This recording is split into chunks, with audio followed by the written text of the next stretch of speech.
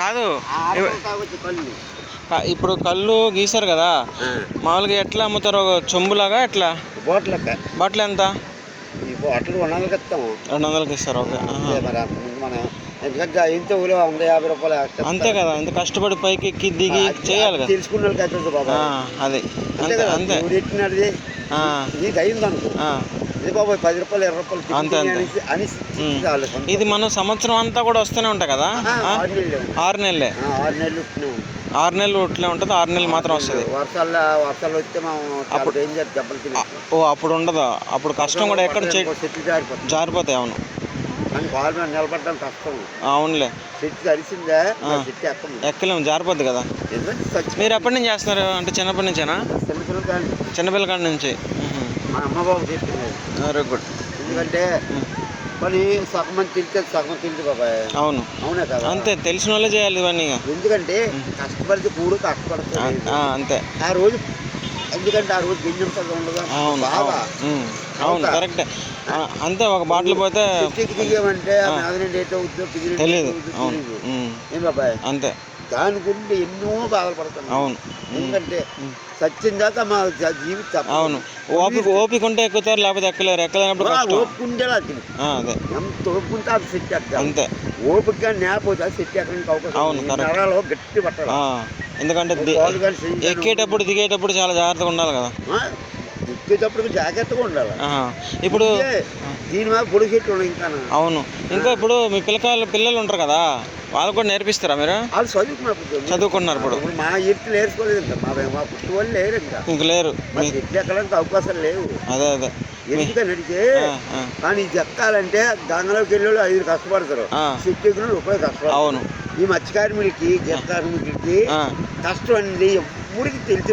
నాకు తెలియదు. అవును, చేపలు పట్టడం అంటే లోపలికి వెళ్ళి 45 వెళ్ళి వల వేసి అది పడాలి, పడితేనే డబ్బులు, అది తీసుకురావాలి. మనకు చెట్టు ఎక్కుతాను 3 కోట్ల ఎక్కి దిగుతాను. 3 కోట్ల ఎక్కి దిగితే అది కళ్ళు ఉడితేనే వస్తుంది. అంతే అంతే. కళ్ళు ఉంటే వస్తుంది, లేదు. ఆ రుచిని దండం పెట్టుకుని అక్కడ దేవుళ్ళు దేవరకు మీకు అంటే గవర్నమెంట్ కూడా సపోర్ట్ చేస్తుంది కదా. గవర్నమెంట్ సపోర్ట్ చేసిందంతా పోయింది. ఇప్పుడు చేయట్లేదా? ఏది ఈ జగన్ ఇచ్చాడు, మాకు వచ్చింది టీడీపీ ఇచ్చాడు. అప్పుడేమి ఇచ్చారు టీడీపీ వాళ్ళు? టీడీపీ బాగానే ఇచ్చాడు. సైకిల్ ఇచ్చాడు, 15,000 రూపాయలు ఇచ్చాడు. మాకు కార్మికులకి మత్స్య కార్మికులకి అందరికీ ఇచ్చాడు. ఇప్పుడు వైఎస్ఆర్ ఇచ్చాడు. అంటే వాళ్ళు కూడా ఆటో వాళ్ళకి అమ్మఒడి అది పెట్టారు కదా. ఆటో వాళ్ళకి ఇచ్చాడు అంతే. మీకే కష్టపడులకి ఎట్టలేదు. గీత కార్మికులకి ఏమి లేదా? లేదు, రూపాయి లేదు. అక్కడికి చంద్రబాబు నాయుడు ఎలా చేశారు తెలుసా? ఎలా 10 రూపాయలు అయితే 50,000 తీర్మాకం 40 రూపాయలు లోన్ 50,000 రూపాయలు ఇటు 50,000 రూపాయలు తీర్మాకం 50,000. అంటే 1,00,000 రూపాయలు లోన్ ఏమైనా ఇస్తే 50,000 కట్టచ్చు, కట్టకపోవచ్చు. సబ్సిడీ 50,000 రూపాయలు 50,000 తీర్మాకం అని చెప్పారు. 10,000 రూపాయలు సైకిల్ ఇచ్చాడు టీడీపీ. ఉన్నమాట చెప్తాను. అంతే కదా. ఏముంది, మా గీత కార్మికులు బాగా చూశారు. మాకు టీడీపీ బాగా చూసింది. ఎందుకంటే ఎక్కడికి వెళ్ళా సరే, ఎక్కడైనా సరే టీడీపీ అంటే మాకు రాను. ఈ వైఎస్ఆర్ వచ్చాడు మాకు ఇచ్చాడు. సరే అయితే జాగ్రత్త. మీ పేరు? కొండబాబు. సరే, ఓకే, వస్తా. లేదు, నేను తాగను అసలు. నాకు అలవాటు, చిన్నప్పటి నుంచి అలవాట్లేదు. లేకపోతే అదే అడిగా.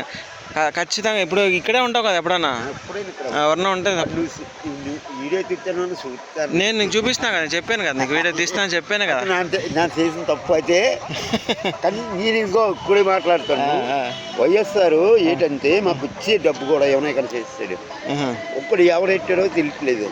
గీత కార్మికులకి ఎందుకు ఇవ్వాలా, వాళ్ళు తీసుకొని బాగా బాగుపడతాను అన్నారు. అయితే మనం కష్టపడితే అంతే. ఎవరైనా కష్టపడతానే. ఏమాబాయ్ అట్లా అనుకుంటే ఆటో డ్రైవర్ అయితే వాళ్ళు కష్టపడుకుంటారు, మత్స్యకారులు వాళ్ళే కష్టపడుకుంటారు. అంతే కదా. చంద్రబాబు నాయుడు ఎక్కాడు అనుకో, పెట్టాడు కాదండి, ఇచ్చాడు 10,000 ఇచ్చాడు. ఇప్పుడు ఆటో వాడికి ఎందుకు ఇవ్వాలా? అమ్మఒడి 18,000 ఎందుకు ఇవ్వాలా? ఏటి కష్టపడతాను చెప్పండి. దానివల్ల అంటే వాళ్ళకైతే పింఛన్ ఇస్తాను. కాలం తప్పింది అనుకో, ముసలిడు మురవరికి కాలం తప్పినకి పింఛన్ ఇచ్చినా పర్లేదు. అవును బాబాయ్. మరి వీళ్ళకి ఎందుకు ఇవ్వడం అనేసి వాళ్ళు అలాగ ఒక ఆటో ఉంటుంది, కష్టపడి నడుపుకుంటారు. మరి అంతే కదా, కష్టపడి నడుపుకుంటాను. 18,000 వాళ్ళకి ఇస్తాను. వాళ్ళు ఏంటి కష్టపడినదా? వాళ్ళు పని చేసుకుంటారు కదా. ముసలిడు మురగడికి వేసినా సంతోషం ఉంటుంది. అవునే కదా. అంతే కదా. కరెక్ట్. వాళ్ళకి ఎందుకు వేయాలి? ఈ డబ్బు అంతా ఎందుకు చాలు కదా? వేస్ట్ అంటున్నావు డబ్బులు వాళ్ళకి వేస్ట్ డబ్బులను అంతే వేస్ట్ కదా. అంతే కదా. నువ్వు మాటగా వేయాలా? ఇప్పుడు నేను అన్నాననేసి ఆ, ఇప్పుడు నేను అన్నాను తప్పు నేరో మంచో చెడు, ఆ, ఎందుకంటే వాళ్ళకి ఎందుకు వేయాలని నేను అడుగుతాను. అంతే కదా. ఆటో వాడి కష్టపడి తెచ్చుకునేదా? ఆ, రోజు 2,000 3,000 3,000 తెచ్చుకుంటాను. తెచ్చుకోండి. పొలాల్లో కష్టపడి ఇప్పుడు ఈ 200 రూపాయలు కష్టపడి జీత కార్మికి ఆ నీటిలోకి వెళ్తాడు. అవును కరెక్ట్. చేపలు కానీ వాళ్ళకి కూడా ఇస్తున్నారు కదా, చేపల వాళ్ళకి ఇస్తున్నారా మత్స్యకారు? ఈయనేమో అబ్బని వాళ్ళకి నేమో. అవునా?